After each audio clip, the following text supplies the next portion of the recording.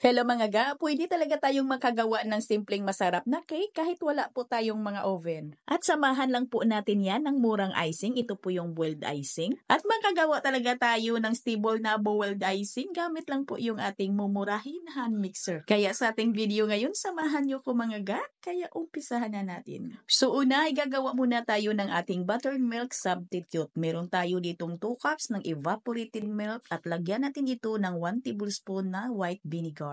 Haluin lang ng kaunti at iset aside.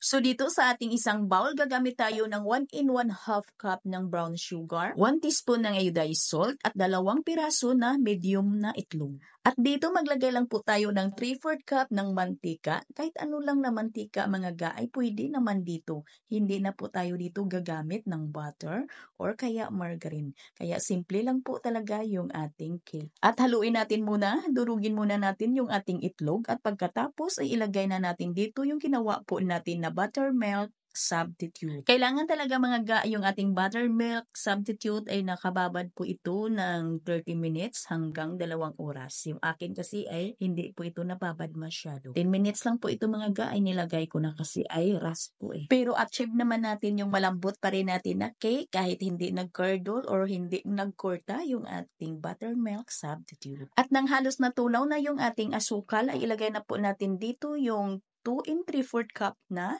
all-purpose flour. At lagyan natin ito ng 3/4 cup ng cocoa powder. Dutchy brand yung gamit ko mga ga ng ating cocoa powder. Pwede naman kayong gumamit dito ng Beans Dark. At naglagay tayo dito ng 2 teaspoon ng baking powder at 1 teaspoon ng baking soda. And then, mix lang po natin ito pagkatapos po nating salain. Haluin muna natin ito bago tayo dito magdagdag ng tubig para malaman natin kung ilang measurements na tubig yung ilagay natin. At dito maglagay tayo ng 1/2 cup ng ating tubig and then haluin lang po natin hanggang sa kuminis na po yung ating mixture. Makinis na po yung ating mixture, wag lang po natin itong ma-overmix. At ganito lang po yung consistency ng ating mixture. Ganito lang po siya kalapot. At dito gagamit lang po ako ng 9x4 ng ating round pan. At binanyahan ko lang yan ng margarine. At ilagay na po natin dito yung ating mixture. Pwede ding salain, pwede ding hindi. At takpan lang po natin ito ng aluminum foil. At pagkatapos ay pwede na po natin itong lutuin sa ating steamer. At kailangan ay kulong-kulo lang po yung tubig ng ating steamer mga ga bago po natin ito isalang. At niluto ko po ito sa aking steamer at may katamtaman lang na apoy ng aking kalan sa loob ng 50 minutes kasi medyo makapal din at saka malaki din po yung aking round cake pan. At tingnan lang po talaga natin kung ito'y luto na ba sa loob ay tusukin lang po natin ng stick. At pag malinis na yung ating stick na hindi nabasa ay okay na yan. Isit aside muna natin ito mga gagawa na tayo ng ating boiled icing. Dito sa ating boiled icing ay kailangan natin ng 1 cup ng white sugar at 1/3 cup ng tubig para matunaw lang po yung ating asukal. And then, haluin lang po natin.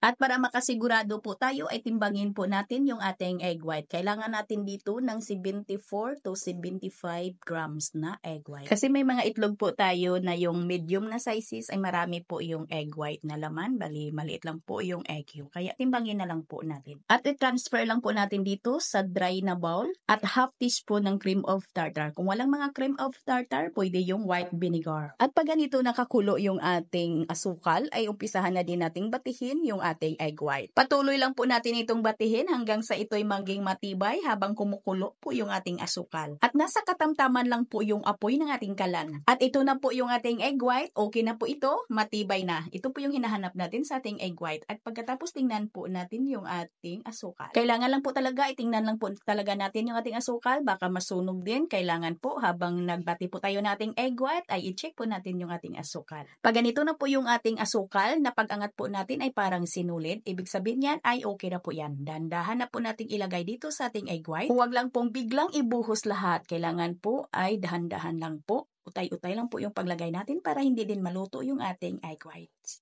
At yung aking hand mixer dito ay nasa medium speed lang muna at kailangan ay mabilis lang po tayong mag-ikot-ikot sa ating mixer. Pabilisan lang po. At pag naubos na po natin itong padahan-dahan na paglagay ng ating asukal, ay transfer na po natin sa pinaka-high speed po ng ating hand mixer at batihin natin ito hanggang sa ito'y maging step peak. na yung stable na po talaga. At halimbawa sa paggawa natin dito, pag nauna yung ating asukal na naging sinulid na siya or naging syrup na po talaga, tapos hindi pa naging matibay yung ating egg white, yung kalan po natin sa ating asukal ay pahinaan lang po talaga natin ng mahinang-mahina po yung ating kalan para po hindi naman masunog yung ating asukal. Habang nagbati po tayo na ating egg white na naghintay po tayong maging matibay. Yan lang po kadali mga ga. At ito na yung ating boiled icing. Napaka-stable po ito. Kahit ibilad pa po natin ito sa araw ay hindi ito matutunaw ay lalo pa itong tumigas. Masyado po talagang malambot yung ating cake. Pwede po ninyo ito mga ga na ilagay po ninyo muna sa inyong mga trailer bago po ninyo ito lagyan ng borders or frosting. Dito gagamit lang po ako ng cherries. Kunin ko lang po yung kanyang pinakasabaw. Gagamitin po natin ito. At isang hati lang po yung gagawin ko dito para hindi naman masyadong matamis, para hindi din tayo maraming icing na magagamit. Kung pagkain nyo lang naman mga ga, ay pwede naman na hindi na po kayo maglagay ng cherries. Ay diskartehan nyo na lang, ay depende na din yan sa inyo. Kahit hindi na nga tayo dito maglagay ng pinaka-juice ng ating cherries, ay matamis at moist na rin yung ating cake. Ayan, nag-crack po yung ating cake kasi ay napakalambot po talaga. Yun nga ang sabi ko ay ilagay nyo muna sa inyong mga chiller bago po ninyo ito gawin yung ating step na ito.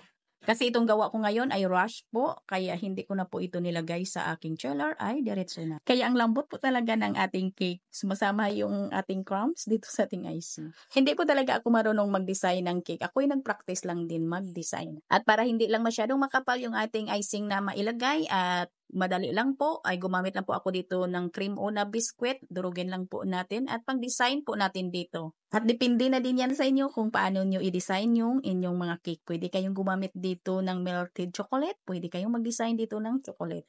Ako ay ito na lang po para madali lang pong hanapin at hindi na masyadong magastos. O ayan mga ga, ang dali lang po talagang gawin ha at hindi natin kailangan dito ng oven. At mura pa yung ating icing at madali lang naman yun sundan. Hanggang dito lang yung ating video. Sana nakatulong kasi ay malapit na po yung ating mga okasyon. Ito pong muli inyong kainday at bye-bye!